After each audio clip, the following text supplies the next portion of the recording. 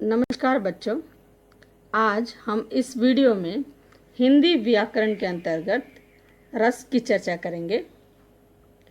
इस वीडियो में परीक्षा की दृष्टि से आप लोगों के लिए क्या आवश्यक है, उन्हीं बिंदुओं को लेकर मैं प्रस्तुत हूँ। इस वीडियो को ध्यान से सुनिए और देखिएगा।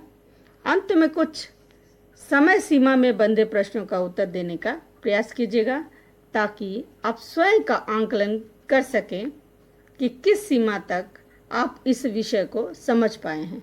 साथ ही यह कमेंट करके बताइए कि कितने लोग इस समय सीमा में प्रश्नों के उत्तर दे पाए हैं।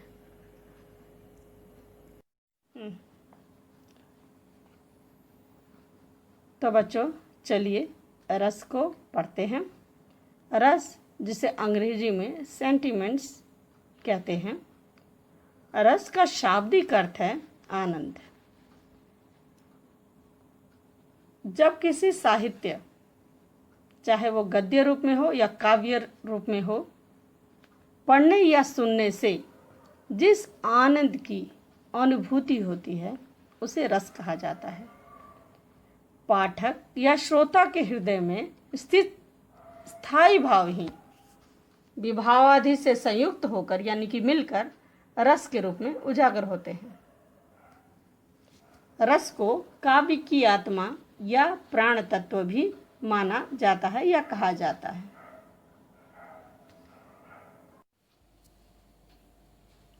तो बच्चों, श्रृंगार रस को रसराज कहा जाता है और रस के 4 अंग माने जाते हैं: विभाव, स्थायी भाव, संचारी भाव और अनुभाव। विभाव किसे कहते हैं? जिसके कारण स्थायी भाव उत्पन्न हो वो विभाव कहलाता है। विभाव के 2 भाग हैं या उसके 2 अंग हैं या भेद हैं। पहला है आलंबन और दूसरा है उद्दीपन विभाव। आलंबन किसे कहते हैं? जिस चीज या विषय वस्तु के कारण स्थायी भाव उत्पन्न हो उसे आलंबन कहते हैं। मान लीजिए शेर आ जाता है तो शेर जो है वो आलंबन होता है। उद्दीपन विभाव किसे कहते हैं? स्थायी भाव को तीव्र करने वाला तत्व ही उद्दीपन विभाव है। जैसे शेर का गर्जना, उसका खुला मुंह या जंगल की भयानकता जो है वो उद्दीपन विभाव है, क्योंकि हमारे भावों को तीव्र करती है। अगला जो है वो है स्थायी भाव। विभाव के कारण स्थायी भाव उत्पन्न होता है। ध्यान दीजिए बच्चों, विभाव के कारण स्थायी भाव उत्पन्न होता है। जैसे शेर को देखकर भय या डर। स्थायी भाव हमारे हृदय में पहले से ही विद्यमान होते हैं, जो सुषुप्त अवस्था में होते हैं और परिस्थितियों के अनुकूल या परिस्थितियों के अनुसार वो जागृत होते हैं या भाव रूप में प्रकट होते हैं। इनकी संख्या जो है वो 9 मानी जाती है। रस का तीसरा अंग जो है वो है संचारी भाव। उदाहरण हम लेके चल रहे हैं शेर के बारे में। तो शेर को देखकर जब मन में उथल पुथल मच जाए तब क्या है? संचारी भाव उत्पन्न होता है। संचारी भाव की संख्या कितनी है? 33, यानी कि 33 माना गया है।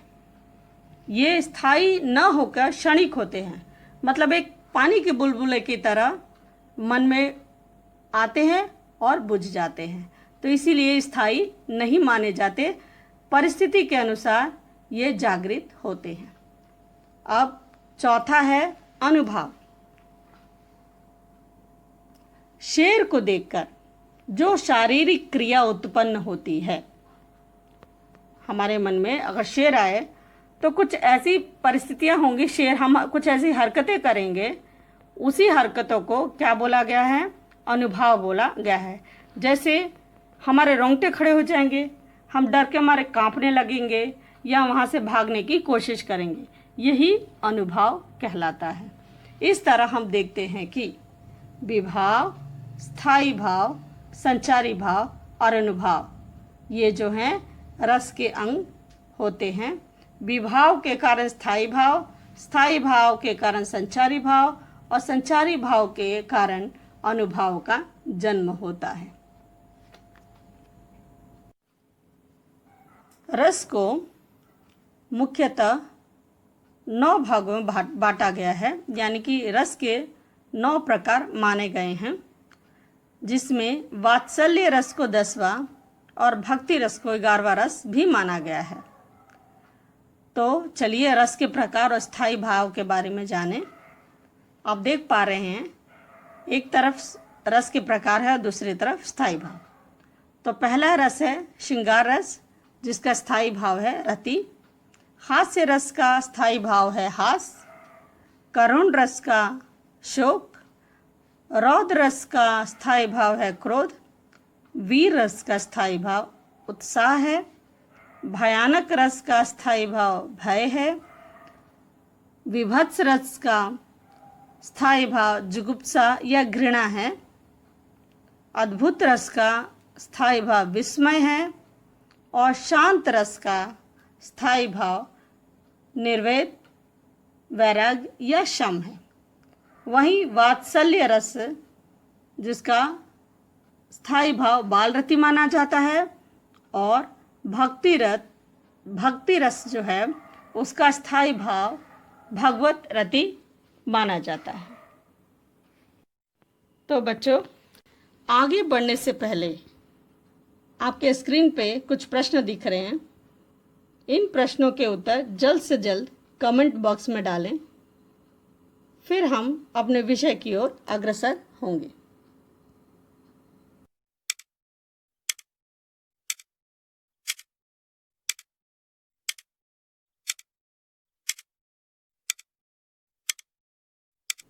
श्रृंगार रस। श्रृंगार रस का स्थायी भाव है रति। नायक और नायिका के बीच होने वाले प्रेम का वर्णन काव्य में श्रृंगार रस कहलाता है। जहाँ नायक नायिका, प्रकृति और ऋतु का वर्णन हो, श्रृंगार रस के अंतर्गत आते हैं। श्रृंगार रस के 2 भेद हैं। पहला है संयोग श्रृंगार और दूसरा है वियोग श्रृंगार।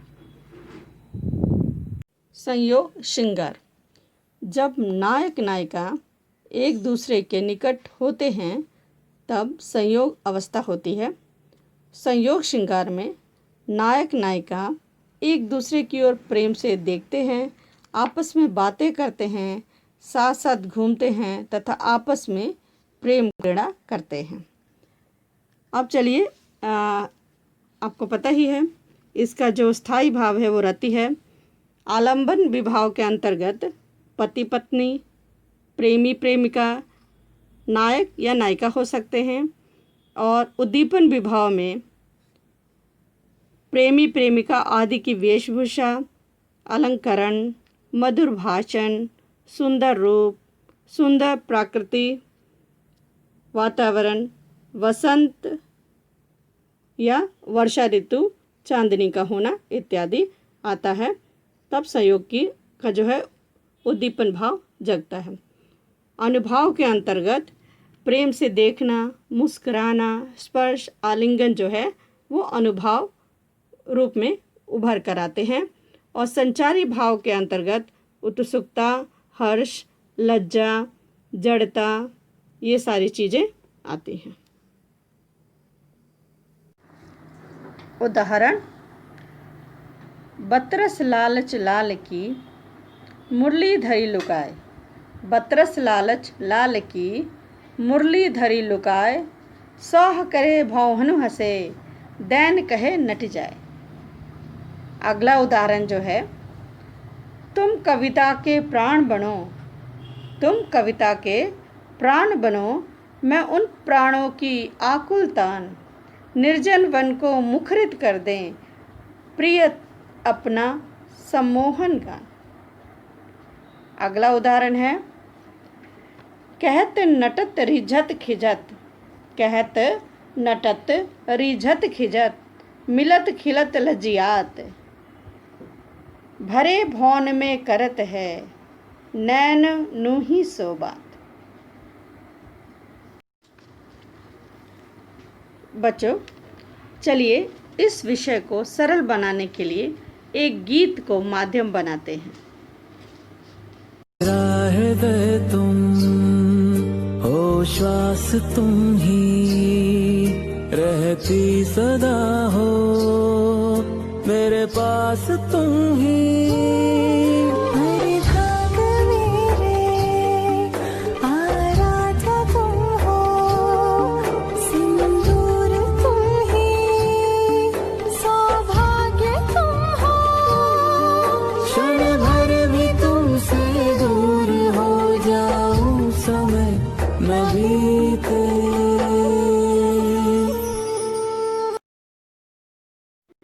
आपने इस मधुर गीत को सुना जिसके बोल बहुत ही हृदयस्पर्शी थे।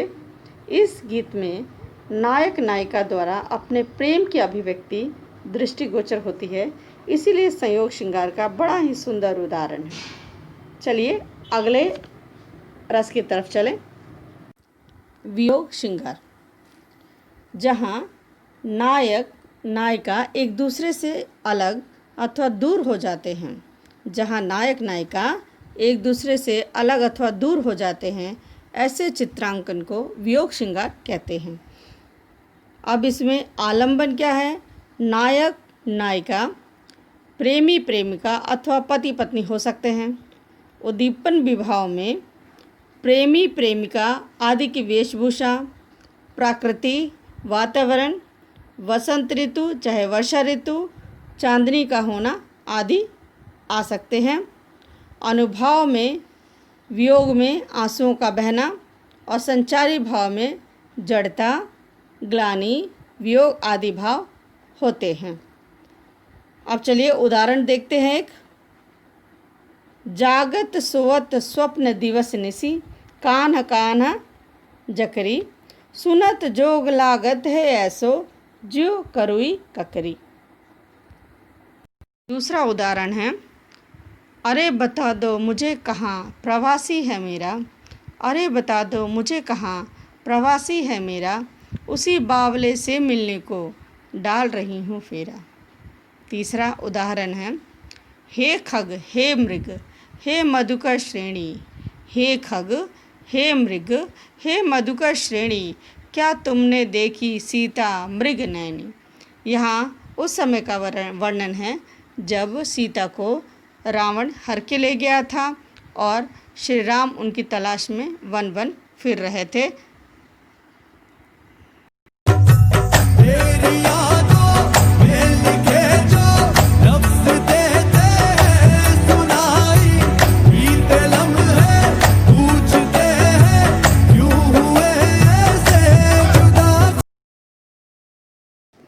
तो बच्चों, इस गीत में आपने सुना नायक और नायिका का विलगाव, यानी वे अलग हो चुके हैं तथा बीते लम्हे उन्हें याद आ रहे हैं, जिसके कारण वियोग रस की उत्पत्ति हो रही है। चलिए अगले रस को हम पढ़ते हैं। हास्य रस, जहाँ विलक्षण स्थितियों द्वारा हंसी का पोषण हो, वहाँ हास्य रस की अभिव्यक्ति होती है। यानी कि विचित्र स्थिति जहाँ उत्पन्न हो, अभिव्यक्ति हास्य रस की होती है। इसका जो है स्थायी भाव हास्य है या हास बोल सकते हैं। आलंबन विभाव में विलक्षण या हास्यप्रद आकृति वाला विचित्र व्यक्ति हो सकता है। उद्दीपन विभाव के अंतर्गत आलंबन यानी कि व्यक्ति की वेशभूषा, चेष्टाएं, भाषण या वाणी आदि की क्षणता यानी कि विचित्रता हो सकती है। अनुभाव में हंसना, चेहरा बनाना आदि आते हैं और संचारी भाव में व्यक्ति की चंचलता, हर्ष, आलस्य आदि आते हैं। चलिए इसको हम एक उदाहरण द्वारा समझते हैं। हाथी जैसी देह है, गेंडे जैसी खाल, हाथी जैसी देह है, गेंडे जैसी खाल, तरबूज जैसी खोपड़ी, खरबूजे से गाल। अगला उदाहरण जो है हमारा वो है पैसा पाने का तुझे बतलाता हूँ प्लान, पैसा पाने का तुझे बतलाता हूँ प्लान, कर्जा लेकर बैंक से हो जा अंतर ध्यान। अगला एक और उदाहरण ले लेते हैं। जो भी दोहा पाठ में ताली नहीं बजाए, जो भी दोहा पाठ में ताली नहीं बजाए, उस नर को विद फैमिली पुलिस पकड़ ले जाए।